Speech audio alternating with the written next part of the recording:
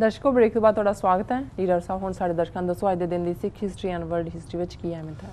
सिख इतिहास के हवाले नाल 1930 ਦੇ ਵਿੱਚ ਸਰਦਾਰ ਕਰਮ ਸਿੰਘ ਹਿਸਟੋਰੀਅਨ ਚੜ੍ਹਾਈ ਕਰ ਗਏ। ਅੱਜ ਜਦੋਂ ਅਸੀਂ ਸਿੱਖ ਇਤਿਹਾਸ ਦੀ ਗੱਲ ਕਰਦੇ ਹਾਂ ਜਾਂ ਜਿਹੜੇ ਇਸ ਫੀਲਡ ਦੇ ਵਿੱਚ ਕੰਮ ਕਰਦੇ ਨੇ ਉਹ ਕਦੇ ਵੀ ਇਹਨਾਂ ਦੋ ਨਾਵਾਂ ਨੂੰ ਸਰਦਾਰ ਕਰਮ ਸਿੰਘ ਹਿਸਟੋਰੀਅਨ ਔਰ ਡਾਕਟਰ ਗੰਡਾ ਸਿੰਘ ਕਦੇ ਵਿਸਾਰ ਨਹੀਂ ਸਕਦੇ ਕਿ ਕਿਵੇਂ ਉਹਨਾਂ ਨੇ ਸਿੱਖ ਇਤਿਹਾਸ ਨੂੰ ਮਾਡਰਨ ਲੀਆਂ 'ਤੇ ਲਿਖਣ ਦਾ ਜਿਹੜਾ ਉਪਰਾਲਾ ਕੀਤਾ। ਸਰਦਾਰ ਕਰਮ ਸਿੰਘ ਹਿਸਟੋਰੀਅਨ ਨੇ ਆਪਣੀ ਸਾਰੀ ਜ਼ਿੰਦਗੀ ਡੈਡੀਕੇਟ ਕੀਤੀ।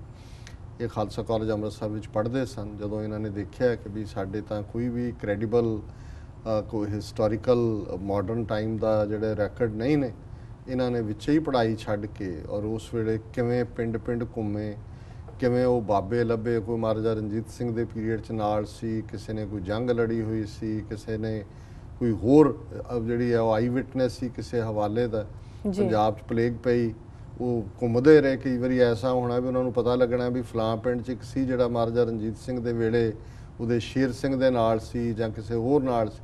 ਉਹਨਾਂ ਨੇ ਉੱਥੇ ਪਹੁੰਚਣਾ, ਉਹਨਾਂ ਨੂੰ ਪਤਾ ਲੱਗਾ ਵੀ ਪਿੰਡ ਤਾਂ ਜਿਹੜਾ ਖਾਲੀ ਹੋ ਗਿਆ, ਅੱਧੇ ਇੱਕ ਮਰ ਗਏ, ਅੱਧੇ ਇੱਕ ਭੱਜ ਰਹੇ ਨੇ ਪਿੰਡ 'ਚੋਂ। ਉਹਨੇ ਉਹ ਬਾਬਾ ਜਾ ਕੇ ਲੱਭਿਆ ਜਿਹੜਾ ਮਰਨ ਕੰਢੇ ਸੀ ਪਲੇਗ ਨਾਲ। ਇਸ ਤੋਂ ਪਹਿਲਾਂ ਕਿ ਉਹ ਆਪਣੀ ਕਹਾਣੀ ਸੁਣਾ ਸਕਦਾ ਉਹ ਮਰ ਗਿਆ, ਤੇ ਇਹ ਵੀ ਰੋਣ ਲੱਗ ਗਿਆ ਕਿ ਵੀ ਇਹ ਹਿਸਟਰੀ ਚਲੀ ਗਈ।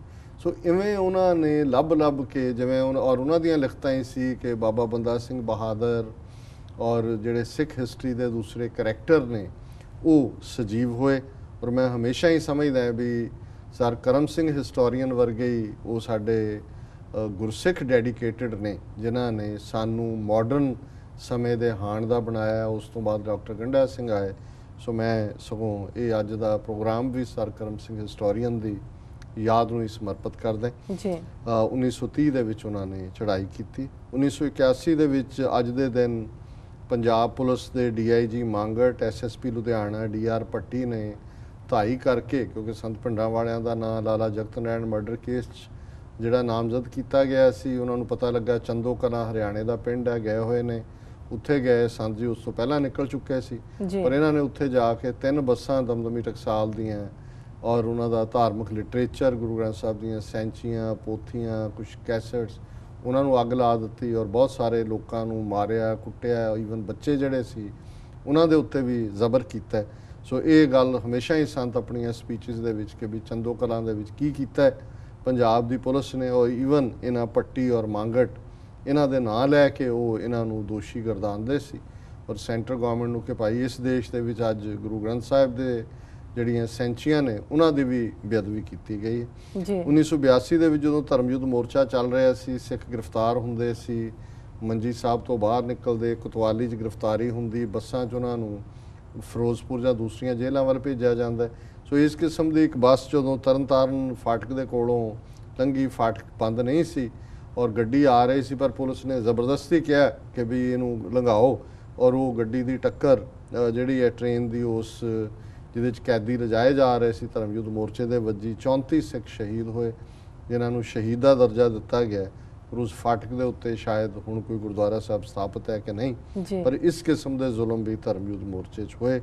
ਵਰਲਡ ਹਿਸਟਰੀ ਦੇ ਹਵਾਲੇ ਨਾਲ 1846 'ਚ ਜਾਪਾਨੀਆਂ ਨੇ ਅੱਜ ਦੇ ਦਿਨ ਰਿਕਸ਼ੇ ਦੀ ਕਾਢ ਕੱਢੀ। ਕਦੇ ਬੈਠੇ ਹੋ ਰਿਕਸ਼ੇ 'ਤੇ? ਜੀ ਹਾਂ, ਇਹ ਜਾਪਾਨ 'ਚੋਂ ਆਇਆ ਸੀ, ਯਾਦ ਰੱਖਣਾ। ਇਹਨਾਂ ਨੇ ਬਣਾਇਆ ਵੀ ਕਿਵੇਂ ਜਿਹੜਾ ਹੈ ਉਹਦੇ 'ਤੇ ਇੱਕ ਥਾਂ ਤੋਂ ਦੂਜੀ ਥਾਂ ਪਹੁੰਚਾਇਆ। 1913 ਦੇ ਵਿੱਚ ਪਹਿਲਾ ਲਿੰਕਨ ਹਾਈਵੇ ਓਪਨ ਹੋਇਆ coast to coast, east coast. ਸਾਰਾ ਅਮਰੀਕਾ, ਅੱਜ ਤਾਂ ਸਾਰਾ ਅਮਰੀਕਾ ਹੀ ਜਿਹੜਾ ਹੈ ਉਹ ਕਨੈਕਟਡ ਹੈ। 1923 ਦੇ ਵਿੱਚ ਆਇਰਿਸ਼ ਫ੍ਰੀ ਸਟੇਟ ਨੇ ਲੀਗ ਆਫ ਨੇਸ਼ਨਸ ਨੂੰ ਜੁਆਇਨ ਕੀਤਾ। 1943 ਦੇ ਵਿੱਚ ਜਰਮਨ ਟਰੂਪਸ ਨੇ ਰੋਮ ਦੇ ਉੱਤੇ ਕਬਜ਼ਾ ਕੀਤਾ ਔਰ ਵੈਟੀਕਨ ਸਿਟੀ 'ਤੇ ਵੀ ਆਪਣਾ ਕੰਟਰੋਲ ਜਮਾਇਆ। 1945 'ਚ ਨਾਰਵੇ ਦਾ ਇੱਕ ਬਾਦਲ ਵਰਗਾ ਕੁਇਜ਼ਲਿੰਗ ਸੀ, ਉਹਦਾ ਨਾਂ ਹੀ, ਉਹ ਬਾਦਸ਼ਾਹ ਸੀ, ਉਹ ਜਾਪਾਨੀਆਂ ਨਾਲ ਰਲ ਗਿਆ। ਅੱਜ ਕਿਸੇ ਗਦਾਰ ਨੂੰ ਗਦਾਰ ਕਹਿਣਾ ਹੋਏ ਤਾਂ ਕੁਇਜ਼ਲਿੰਗ ਕਿਹਾ ਜਾਂਦਾ। ਸੋ ਇਹ ਉਸ ਲੀਡਰ ਦਾ ਨਾਂ ਸੀ, ਉਹਨੂੰ ਅਖੀਰ ਫਾਂਸੀ ਦਿੱਤੀ ਲੋਕਾਂ ਨੇ, ਨਾਰਵੇ ਦਿਆਂ ਨੇ। 1963 ਦੇ ਵਿੱਚ ਪਹਿਲੀ ਵਾਰ 20 ਜਿਹੜੇ ਕਾਲੇ ਵਿਦਿਆਰਥੀ ਨੇ ਉਹਨਾਂ ਨੂੰ ਪਬਲਿਕ ਸਕੂਲ ਅਲਾਬਾਮਾ ਦੇ ਵਿੱਚ ਐਡਮਿਸ਼ਨ ਮਿਲੀ ਔਰ 1990 'ਚ ਜਾਰਜ ਬੁਸ਼ ਤੇ ਗੋਰਬਾਚੋਵ ਹੈਲਸਿੰਕੀ ਦੇ ਵਿੱਚ ਮਿਲੇ। 2002 ਦੇ ਵਿੱਚ ਸਵਿਟਜ਼ਰਲੈਂਡ ਯੂਨਾਈਟਿਡ ਨੇਸ਼ਨਸ ਦਾ 190ਵਾਂ ਮੈਂਬਰ ਦੇਸ਼ ਬਣਿਆ। ਜੀ ਡਾਕਟਰ ਸਾਹਿਬ, ਤੁਹਾਡਾ ਬਹੁਤ ਬਹੁਤ ਸ਼ੁਕਰੀਆ। ਹੁਣ ਸਾਡੇ ਦਰਸ਼ਕਾਂ ਨੂੰ ਦੱਸੋ ਅੱਜ ਦਾ ਵਿਚਾਰ। ਅੱਜ ਦੇ ਵਿਚਾਰ ਲਈ ਅਸੀਂ ਬਾਬਾ ਫਰੀਦ ਜੀ ਦੇ ਸ਼ਲੋਕ ਨੰਬਰ 99 ਨੂੰ ਚੁਣਿਆ। ਮੌਤ ਦੀ ਗੱਲ, ਕਿਵੇਂ ਮੌਤ ਦਾ ਫਰਿਸ਼ਤਾ ਜਾਂ ਐਂਜਲ ਜਾਂ ਜਮਦੂਤ ਇਜ਼ਰਾਈਲ ਉਹ ਵੀ ਮੌਤ ਦਾ, ਉਹ ਆ ਕੇ ਝਪੜਦਾ ਫਿਰ ਕਿਵੇਂ ਕੱਢ ਕੇ ਲੈ ਜਾਂਦਾ ਬਾਹਰ। ਜੀ ਫਰੀਦਾ ਦਰਿਆਵੇ ਕੰਨੇ ਬਗਲਾ ਬੈਠਾ ਕੇਲ ਕਰੇ, ਕੇਲ ਕਰੇਂਦੇ ਹੰਝ ਨੂੰ ਅਚਿੰਤੇ ਬਾਜ ਪਏ ਤਿਸ ਰੱਬ ਦੇ ਕੇਲਾਂ ਵਿਸਰੀਆਂ, ਜੋ ਮਨ ਚਿਤ ਨਾ ਚੇਤੇ ਸਨ ਸੇ ਗਾਲੀ ਰੱਬ ਕੀਆਂ। ਬਾਬਾ ਫਰੀਦ ਪਾਕਪਟਨ ਦਰਿਆ ਦੇ ਕੰਢੇ ਤੁਰੇ ਜਾਂਦੇ ਨੇ, ਇੱਕ ਬਗਲਾ ਦਰਿਆ ਦੇ ਕੰਢੇ ਬੈਠਾ ਹੈ, ਮੱਛੀ ਨੂੰ ਕਦੇ ਫੜ ਲੈਂਦਾ, ਮੱਛੀ ਪਾਣੀ ਦੀ ਸਤ੍ਹਾ ਤੇ ਆਉਂਦੀ ਹੈ ਸਾਹ ਲੈਣ ਲਈ, ਕਦੇ ਛੱਡ ਦਿੰਦਾ, ਜਿਵੇਂ ਬਿੱਲੀ ਚੂਹੇ ਦੇ ਨਾਲ ਖੇਡਦੀ ਹੈ ਫਿਰ ਉਹਨੂੰ ਮਾਰਦੀ ਹੈ। ਤੇ ਉਹ ਦੇਖਦੇ ਨੇ ਕਿ ਦੇਖਦੇ ਦੇਖਦੇ ਅਸਮਾਨ 'ਚ ਬਾਜ ਆਇਆ, ਉਹ ਇੱਕ ਝਪਟਿਆ, ਉਹਨੂੰ ਬਗਲੇ ਨੂੰ ਆਪਣੇ ਪੰਜੇ ਦੇ ਵਿੱਚ ਚੁੱਕਿਆ, ਪੰਜਾ ਮਾਰਿਆ, ਚੁੱਕ ਕੇ ਲੈ ਗਿਆ ਤੇ ਉਹਦਾ ਅੰਤ ਕਰ ਦਿੱਤਾ। ਸੋ ਹੁਣ ਬਾਬਾ ਫਰੀਦ ਦੇਖਦੇ ਨੇ ਕਿ ਫਰੀਦਾ ਦਰਿਆਵੇ ਕੰਨੇ ਬਗਲਾ ਬੈਠਾ ਕੇਲ ਕਰੇ, ਕਿ ਇਹ ਬਗਲਾ ਕ੍ਰੇਨ ਅੰਗਰੇਜ਼ੀ 'ਚ ਇਸ ਬਰਡ ਨੂੰ ਕਹਿੰਦੇ ਨੇ, ਕਿ ਇਹ ਬੈਠਾ ਮਸਤੀਆਂ ਕਰ ਰਿਹਾ, ਕੇਲ ਕਰੇਂਦੇ ਹੰਝ ਨੂੰ ਅਚਿੰਤੇ ਬਾਜ ਪਏ, ਜਿਹੜਾ ਇਹ ਕੇਲ ਮਸਤੀਆਂ ਕਰ ਰਿਹਾ ਉਹਦੇ ਤੇ ਆ ਕੇ ਬਾਜ ਝਪਟਿਆ, ਇਹਦਾ ਅੰਤ ਕਰ ਦਿੱਤਾ।